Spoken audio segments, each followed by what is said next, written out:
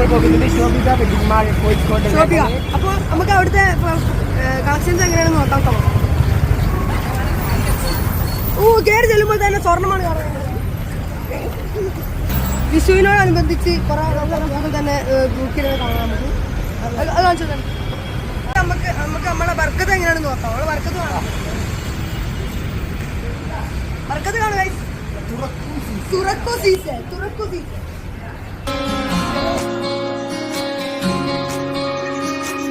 ये भी न जाने वो भी न जाने, नैनों के रंग नैना जाने, मिला जो संग तेरा उड़ा पतंग मेरा हवा में होके मलंग.